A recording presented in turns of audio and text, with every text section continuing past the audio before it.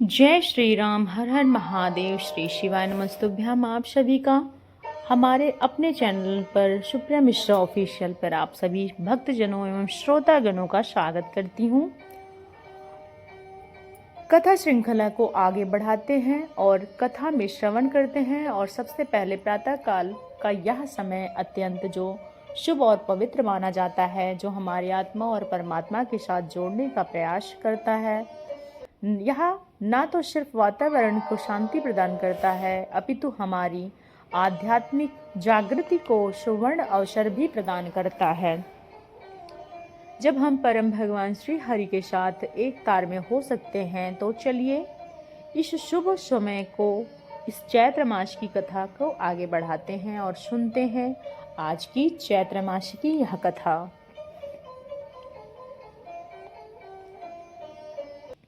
पिछली कड़ी में हमने सुना था, उस समय महर्षि वाल्मीकि द्वारा रचित रामायण को श्रवण कर रहे हैं। और इस कथा के अभी तक हमने सुना कि राजा दशरथ पुत्र कामेष्टि यज्ञ करने के लिए तैयार हुए हैं और वह उस समय उनके मंत्री सुमंत्र उन्हें ऋषि श्रृंग को अपने राज्य में आमंत्रित करने के लिए कहते हैं और एक इतिहास सुनाते हैं।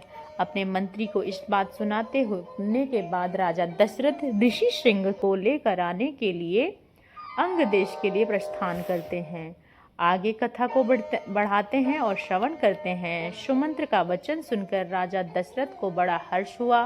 उन्होंने मुनिवर वशिष्ठ जी को सुमंत्र की बातें सुनाई और फिर उनकी आज्ञा लेकर रानीवास की रानियों और मंत्रियों के साथ अंग देश के लिए प्रस्थान किया, जहाँ पर विप्रवर ऋषि श्रृंग निवास करते थे। मार्ग में अनेक वनों की नदियां पार करने से धीरे धीरे देश में जा पहुँचे। ऋषि श्रृंग विराजमान थे और उनसे पहुँचने पर उन्हें द्विज श्रेष्ठ ऋषि श्रृंग रोमपाद के पास ही बैठे दिखाई दिए। वो ऋषि कुमार प्रज्वलित अग्नि के समान तेजस्वी जान पड़ते थे। तत्पश्चात राजा रोमपाद ने मित्रता के नाते अत्यंत प्रसन्न हृदय से महाराज दशरथ का शास्त्रोक्त विधि से के अनुसार पूजन किया और स्वागत किया और बुद्धिमान ऋषि कुमार ऋषि श्रृंग को राजा दशरथ के साथ अपनी मित्रता की बात सुनाई और सम्मान किया। इस प्रकार भली बात आदर सत्कार पाकर नर श्रेष्ठ राजा दशरथ रोमपाद के साथ वहां 7-8 दिनों तक रहे।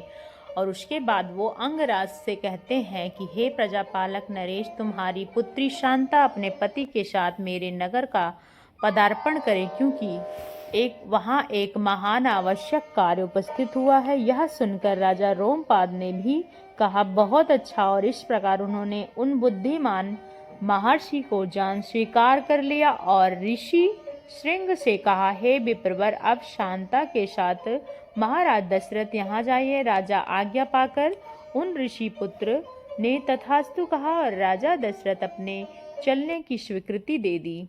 रोमपाद की अनुमति लेकर ऋषि श्रृंग ने अपनी पत्नी के साथ वहां से प्रस्थान किया। उस समय शक्तिशाली राजा रोमपाद और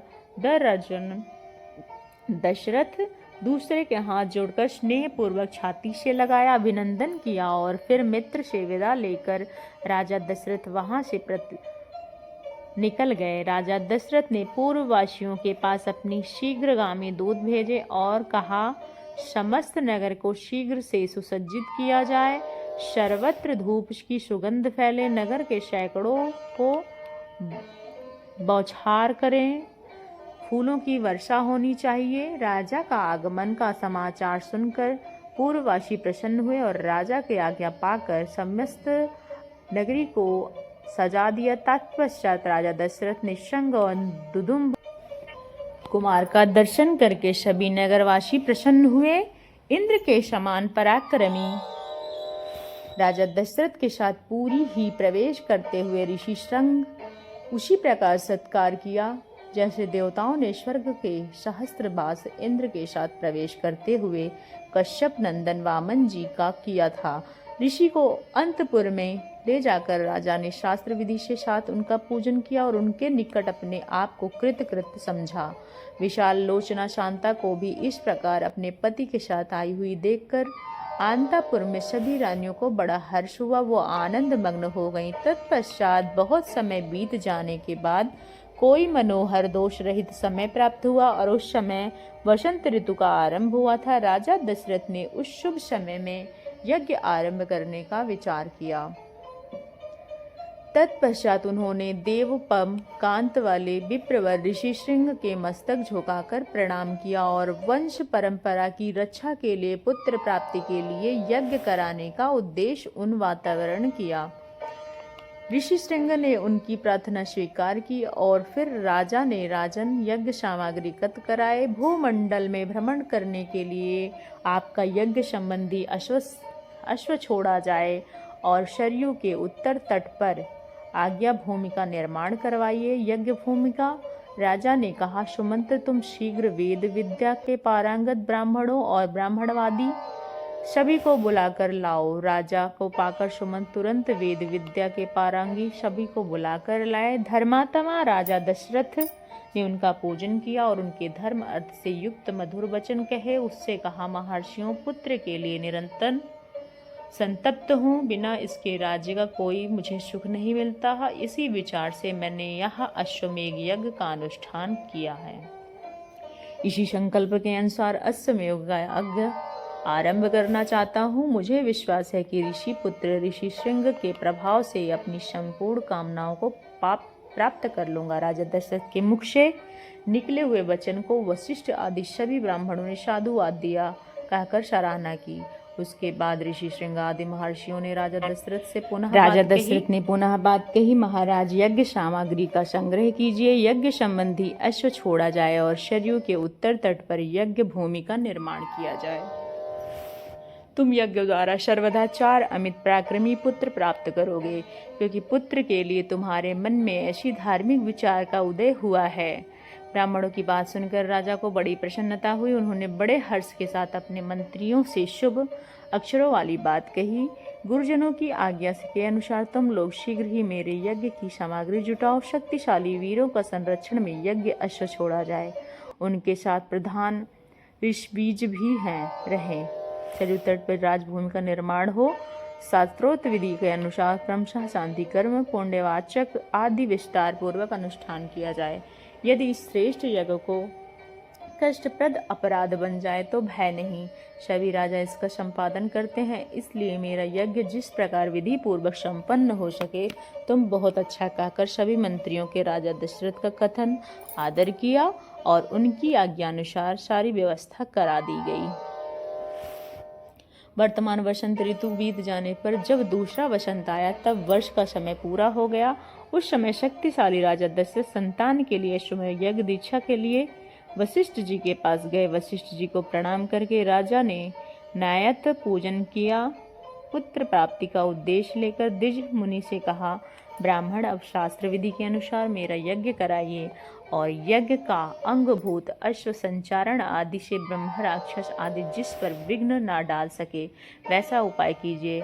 आपका मुझ पर विशेष स्नेह है, आप मेरे सुहृद हैं, इसको आप अपना वहन कर सकते हैं। और तब ऋषि वशिष्ठ ने कहा, राजा, हे नरेश, तुमने जिसके लिए प्रार्थना की है वह सब अवश्य करूँगा। और तत्पश्चात वशिष्ठ ऋषि ने यज्ञ संबंधी कर्मों को निपुण यज्ञ विषयक शिल्प कर्म और कुशल परमात्मा धर्मात्मा बूढ़े ब्राह्मणों यज्ञ को समाप्त होने तक उसकी सेवा करने वाले सेवकों को, शिल्पकारियों, भाई बहनों, खोदने वाले ज्योतिषियों को और बहुश्रुत पुरुषों को बुलाकर उनके कहा, तुम सभी लोग महाराज की आज्ञा के अनुसार अवश्य प्रबंध कीजिए। शीघ्र ही कई हजार ईंट लगाई। उसके राजाओं को ठहरने के लिए योग्य उत्पाद बनाया गया। उपकरणों से युक्त बहुत से महल बनाए गए। ब्राह्मणों के रहने के लिए सैकड़ों सुंदर घर बनाए गए और वो सभी गुप्त बहुत भोजनीय उत्पाद आदि अन्य से युक्त हो। आंधी और पानी आदि के निवारण का समर्थन हो। इस प्रकार पूर्ववासियों के लिए भी विस्तृत मकान तैयार किए जाएं। घोड़े और हाथियों की शालाएं बनाई गई। साधारण लोगों को सोने के लिए घरों की व्यवस्था की गई। विदेशी सैनिकों के लिए बड़ी बड़ी छावनियां बनाई गई। जो घर बनवाए जाएं, खाने पीने की प्रचुर सामग्री रहे।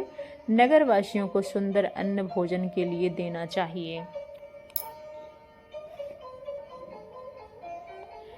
सभी सम्मानित किए जाते हैं। वो सब परिश्रम पूर्वक कार्य करते हैं, उनका किया हुआ सारा कार्य सुंदर ढंग से संपन्न होता है, उनका कोई काम बिगाड़ने नहीं पाता, और इसीलिए तुम सब लोग प्रसन्नचित्त होकर ऐसा ही करो।